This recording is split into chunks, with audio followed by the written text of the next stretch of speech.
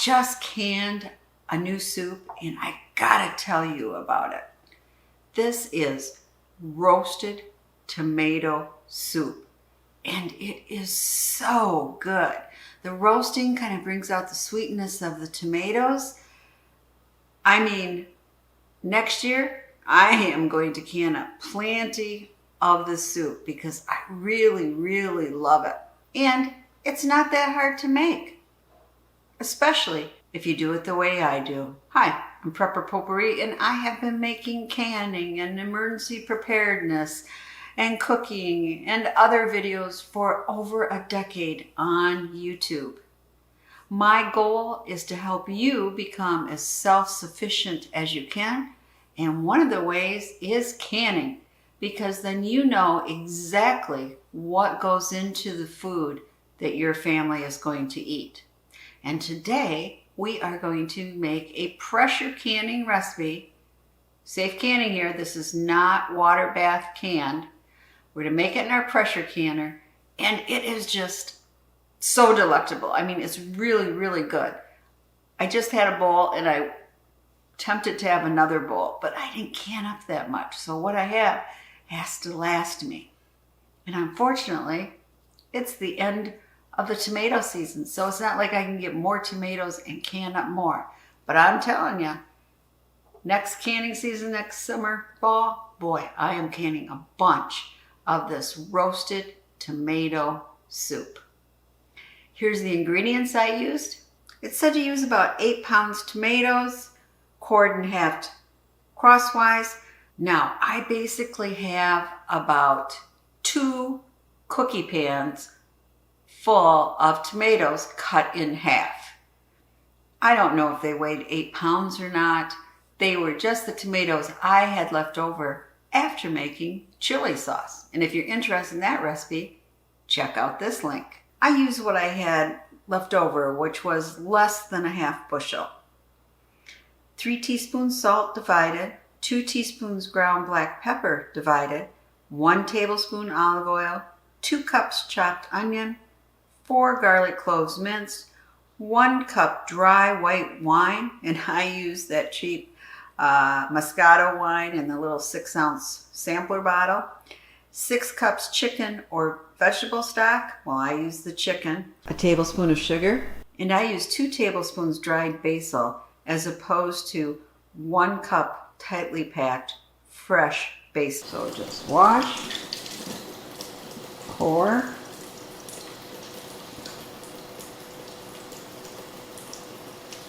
okay, and you're going to slice in 2, and if you want to, then you're going to just try to squeeze out some of the seeds, right? And if you have Roma tomatoes instead, you might not have as many seeds. Now, of course, you can use Roma tomatoes. I don't usually use them. They are meatier, but I just use regular canning tomatoes because that's what I grow. But it's completely up to you what type of tomatoes you want to use. Now I'm just spraying a little of this olive oil on top. There we go. A little salt.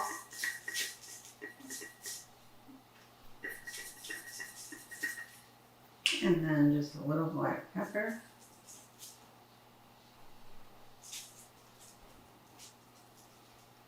Oven is preheated to 375, and we're going to leave these tomatoes in to roast for 90 minutes. Okay, these are fresh out of the oven after 90 minutes, and we're going to take some time and let them cool. Okay, time to get cooking. Now I'm heating 1 tablespoon of olive oil, and then I had frozen this cup of onions, but it was processed, and it really equals 2 medium onions. So this is what I'm going to use. Get that thaw out. And we want a teaspoon of salt, teaspoon of black pepper, and 4 garlic cloves. And am I cheating? Yes, I am. I'm using 1 teaspoon to equal 1 clove. 3, And we're going to leave this on for, well, longer than 10 minutes because of the onions being frozen, but we'll be back. It smells so good. You got the onions and the pepper. Love the smell of onions cooking, although I prefer them cooking in butter. Now instead of a cup of white wine, I don't have any white wine. I have this, which is something called Moscato. I don't even know what it is, but it is wine. So, I don't even know if this is a cup, but it will do. Now we want to just deglaze the pan. Okay. Make sure nothing's stuck on the bottom. Nice brown liquid there. And now we're going to cook this until basically the liquid is evaporating. Well, you can see the liquid is starting to be absorbed. Be ready soon. Okay. Now we're going to add in our tomatoes. We roasted.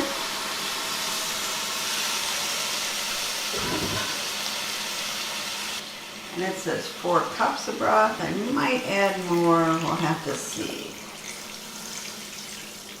And we want a tablespoon of sugar. Then it wanted 1 cup of tightly packed fresh basil. Well, I don't have that. So 4 tablespoons of dry basil would equal 1 cup. But I don't know, do I want mine tasting that basil-y? I think I'll put in 2 tablespoons and see how it goes. Let's mix this up.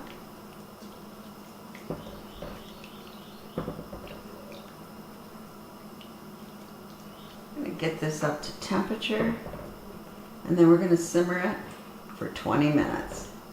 I have decided to put in some more chicken broth, about half this. I do not like tomato soup that's thick. Yeah, I think this is going to be better when we mix it up. So I ended up putting about 6 cups in. And only 2 tablespoons of basil. So you can always add some basil when you open a jar too. You just don't want to heavily spice something. Okay, it's been our 20 minutes. Now let's take it off the burner. Yep, I'm going to use my immersion blender again because a lot of the nutrients is on the skin and in the seeds. So why do you throw that away? Instead, let's mix it in and you wouldn't even know it's in the soup. But it gives you added nutrition. Do you ever hear that, do as I say, not as I do? Well, you're supposed to let this cool, but I'm in a time constraint. So I'm going to be using my immersion blender and hopefully not burning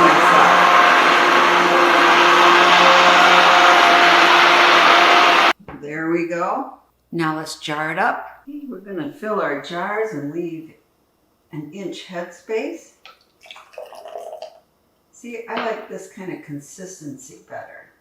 It's not so thick. That's what you get when you add the extra chicken broth.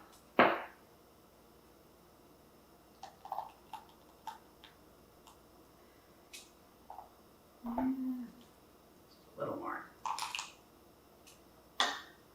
There we go.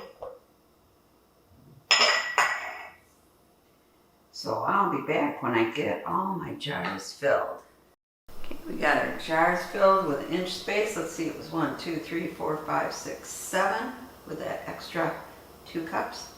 Now I know where my regular debubbler is, so I'm just going to use these chopsticks.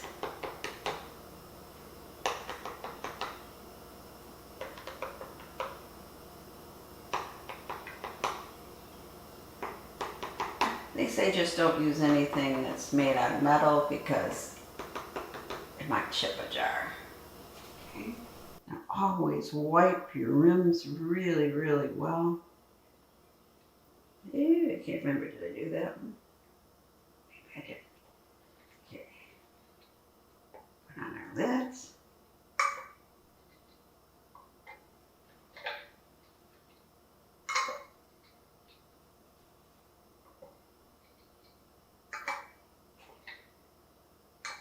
Almost ready for the canner. Just need to put on our rings. Finger tight. And yes, these jars are hot. Okay, time to put these in our pressure canner. And remember, must be pressure canned. You want to make sure greased well around your rim. You don't have to do this every time, but for me, it's time to do it again. I just use Vaseline. That's what I got. There we go. Now, you checked your vent hole to make sure it's clear. Very, very important. Now you're going to put your lid on. And when I put the screws on, I only half screw them, and I do one from either side, directly across from each other, because I don't want my lid to get crooked. Tighten them up both at the same time. And that's it.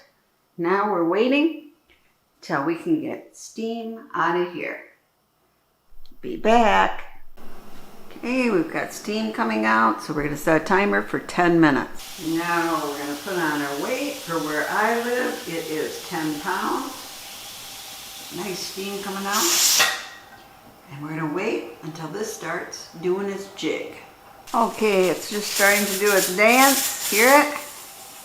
And that is up to 10. So we are going to set a timer for 50 minutes because I'm doing pints. But if you were doing quarts, you would want to set it for 60 minutes. Be back. Our timer went off. I'm going to shut off the burner and I'm going to wait until our gauge gets down to 0. Okay, it's down to 0. Take this off. Let that pressure out. And we'll take the lid off. And then we're going to wait 5-10 minutes and take the jars out. They're out of the canner. We're going to leave them alone for 24 hours and check the seal, take off the rings, and then write and label and date on top of the jars. So here it is. It made 7 pints. And oh, this stuff is so, so good. Let me show you. Let's do a taste test. And let's just top it with a little Parmesan. See if we can get some out of here. That looks good. Doesn't that look good? Now let's pair it with some garlic bread. Time for the taste test. This is so, so good.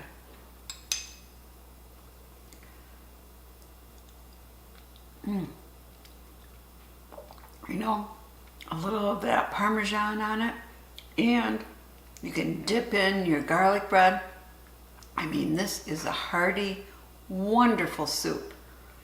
And I'm telling you, I'm going to be canning it every year and maybe canning bushels of it because this is so darn good. If you're interested in canning other soups, check out this playlist.